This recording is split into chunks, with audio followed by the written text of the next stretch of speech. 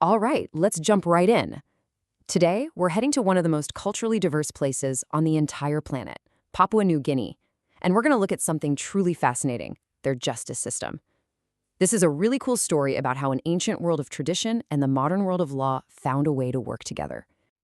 So let's start with the big question, the central puzzle, really. Just imagine, really picture this. You're tasked with creating a national legal system for a country that has over 800 distinct languages. A place where, for most people, life is totally guided by ancient customs, and the official state law, it might as well be from Mars. So how on earth do you make justice something that actually reaches everyone? Okay, so before we can even talk about the solution, we've got to wrap our heads around the problem. And believe me, it is a big one. It's often called the justice gap. Think of it as this huge chasm where the official, formal world of law just doesn't connect with the day-to-day reality of traditional life. So you've basically got these two completely separate worlds of justice. On one side, you've got the formal courts. You know the type. They're usually far away, can be super expensive, and they run on these strict, written-down laws from the state. But then on the other side, you have customary law. This is justice that's local, it's right there in the community, it's accessible, and it's all built on traditions that go back generations. Now, get this. This number is just staggering, 97%. That's how much of the land and the day-to-day social life in Papua New Guinea is run by local custom, not by formal laws from the government. So think about it. A Western idea like, I own this piece of land, just doesn't compute when the local tradition is all about communal rights. What this means is that for most everyday problems, the official state court system is, well, it's pretty much irrelevant. It just doesn't connect to how people actually live their lives. So what do you do about a gap that big? Well, you build a bridge. And that is exactly what Papua New Guinea decided to do.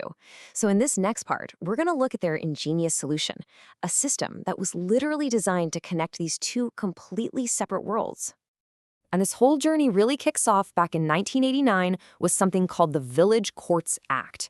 Now, this wasn't just some boring piece of legislation. No way. It was a pretty radical blueprint for a brand new kind of legal system, one that was built from the ground up to operate in both of those worlds at the same time. The core idea here is what's known as hybrid justice. And it's not about throwing out the old system and bringing in a new one, not at all. It's about blending them, kind of like taking the best ingredients from two different recipes.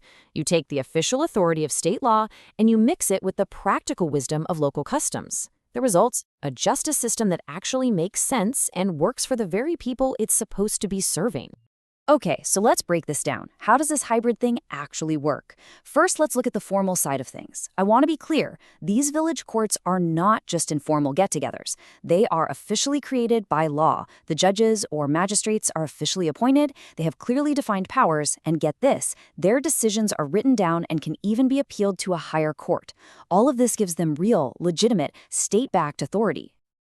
But, and this is a huge but, that's only half the story.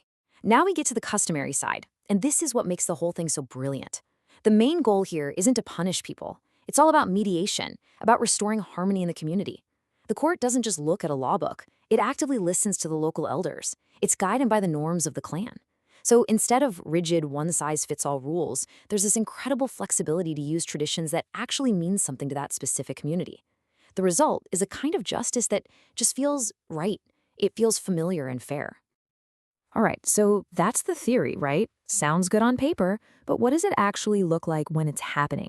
Let's go ahead and step inside a village court to see how this very unique brand of justice is actually delivered on a daily basis.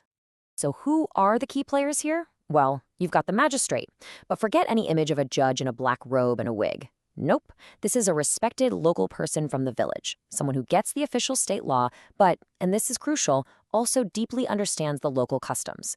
And they're not alone. They have peace officers and a clerk to help out, and these folks are also from the community. The whole setup is designed to be run by the village, for the village.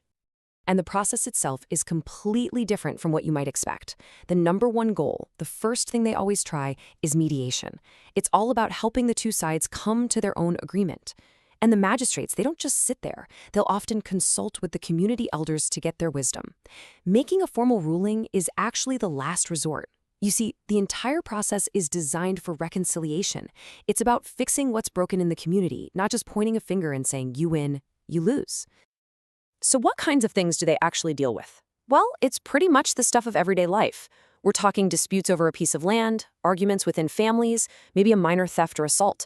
And they do have real power. They can order someone to pay compensation or impose a fine. But here's a really important point. Notice what they cannot do. They cannot send anyone to prison. Anything more serious than that gets passed up the chain to the formal court system. Okay, so we've seen how it all works. Now, let's take a step back and look at the impact. What are the real strengths of a model like this? I mean, why is it seen as a system that really truly fits what Papua New Guinea needs? Well, the strengths are pretty clear and they're really powerful. First off, it's culturally relevant because it actually respects local traditions. Huge deal.